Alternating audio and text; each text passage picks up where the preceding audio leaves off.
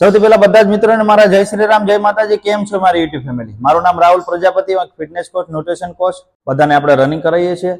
તમારે પણ online running કરવી હોય કે ઓફલાઈન રનિંગ કરવી હોય, નીચે આપણું એડ્રેસ આપેલું છે અને આ ફોટો પણ દેખાય છે તમને. અહીંયા આવી શકો છો. જે ઓનલાઈન ટ્રેનિંગ કરવી છે એ લોકો આપણું ઇન્સ્ટાગ્રામ ફોલો કરી શકે છે. એમાં બધી વસ્તુ પ્રોપર માહિતી આપેલી છે. રેલવેમાં ફોર્મ ભર્યું છે, આર્મીમાં ફોર્મ ભરેલું છે, પીએસઆઈ કોન્સ્ટેબલમાં ફોર્મ ભરેલું છે. થોડી નાની માહિતી આપવા માટે આપણે શોર્ટ વિડીયો મેકીએ છીએ ઇન્સ્ટાગ્રામ પર અને આમાં પણ મેકીએ છીએ. લોંગ વિડીયો આપણે આજે આવ્યા છીએ ડે 1 7મા દિવસે આપણે શું કરવાના છીએ એ આપણે સમજવાનું છે. એની પહેલા રનિંગની વાત કરી લઈએ કે આપણે જે 3 રાઉન્ડ માર્યા હતા 6થા દિવસે. જે લોકો નવા છે ડે 1 થી ડે 6 સુધી આવી ગયા છે આપણે, તો એ લોકો વિડીયો પહેલા જોઈ લે, નીચે મળી જશે તમને વિડીયો. હવે માનો કે 1600 મીટર અને 5000 મીટર એટલે મીન 5 કિલોમીટર રનિંગ પૂરી કરવા માટે આપણે 30 દિવસનું જે ટાઈમ ટેબલ શેડ્યુલ બનાવ્યું છે એને લઈને આજે આપણે વાત કરશું. અને સીન પેન, મેન વસ્તુ તો સીન પેન છે, બરાબર? તો 5 કિલોમીટર 30 દિવસનું શેડ્યુલ છે. એમાંથી માનો કે 7મા દિવસે તો આપણે પૂગી ગયા છીએ. તમને ઓલરેડી ખબર પડી ગઈ છે કે ધીમે ધીમે આપણે 7મા દિવસે પૂગતા જઈએ છીએ, તો આપણે પ્રોગ્રેસ કેવું થાય છે, બરાબર? તમને ખબર પડી ગઈ છે જો પહેલા દિવસથી તમે શેડ્યુલ ફોલો કરતા છો તો, બાકી નહીં. તો પહેલા દિવસથી જે શેડ્યુલ ફોલો કરે છે નીચે કમેન્ટ જરૂર કરજો કે ફરક શું પડ્યો છે. ના ફરક પડ્યો તો પણ કમેન્ટ કરજો, તો આપણે આગળ જતા વર્કઆઉટ થોડોક હાઈ ઇન્ટેન્સિટીમાં કરીએ. આપણે સમજવાનું જ છે ડે 1 થી ડે 13 સુધી કે આપણે કરશું શું આગળ જતા, કે બીજા મહિનાથી આપણે કમ્પ્લીટ ખબર પડી જાય કે હું કરવું જોઈએ હું નહીં, બરાબર? તો રનિંગ તો આપણે કરવાની જ છે ઓલરેડી 7મા દિવસે, પણ કઈ રીતના કે ઓનલી ફોર આ વિડીયો તો તમને ખબર જ છે. વોર્મઅપ તો ડેલી કરવાનું છે, કરવાનું જ છે 100%. એમાં કોઈ જાતનો ડાઉટ નથી. વોર્મઅપ તમારે કરવું પડશે જ. એની પછી પ્રેક્ટિસ કરવાની છે 7મા દિવસે. 7મા દિવસે આપણે રેડ પેન થી લખશું એટલે તમને ખબર પડે 7મા દિવસે, બરાબર? 7મા દિવસે ઓનલી ફોર 2 રાઉન્ડ જ મારવાના છે. કોઈ જાતનું ટેન્શન લે. શું લેવા 2 રાઉન્ડ?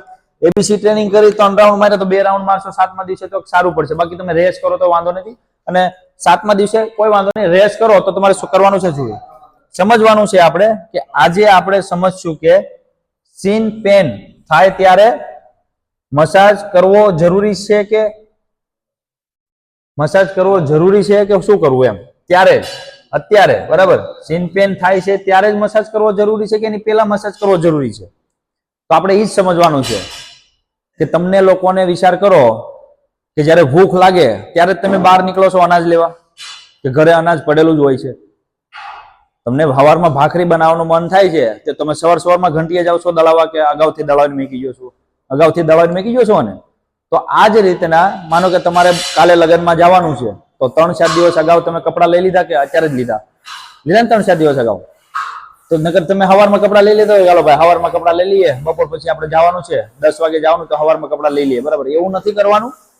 આ એક ફોકસ કરવાનું છે તમારે, બરાબર? કે સીન પેન જ્યારે થાય ત્યારે જ લેવું જોઈએ. સીન પેન થાય ત્યારે જ તમારે મસાજ કરવો જોઈએ કે અગાઉ? તો હું તો એમ કહું છું કે ડે 6 થી કે ડે 3 થી કે આ વિડીયો જોયા પછી તમારે ડેઈલી થોડો મસાજ કરવો જરૂરી છે, જે તમને ક્યારેય પણ સીન પેન થશે નહીં. અને આ વર્કઆઉટ તમને યુટ્યુબમાં કોઈ પણ બતાવ્યો નહીં હોય. સીન પેનનો જે તમે આ જુઓ છો સાઈડમાં, આ સાઈડમાં જે વર્કઆઉટ જુઓ છો એ વર્કઆઉટ કોઈએ નહીં બતાવ્યું હોય અત્યાર સુધી.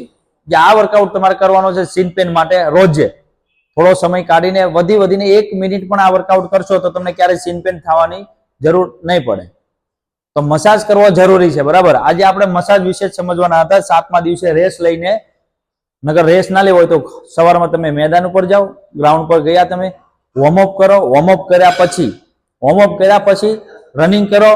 ખાલી ઓનલી ફોર 2 રાઉન્ડ મારો, અને રોડ ઉપર રનિંગ કરે છે 1 કિલોમીટર દોડી શકે છે. 1 કિલોમીટર દોડો ને ધીમે પાછા આવી જાઓ, બરાબર?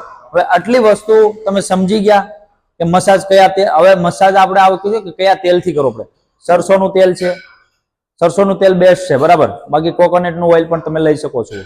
બાકી મૂ ટ્યુબ આવે એનાથી પણ કરી શકો છો.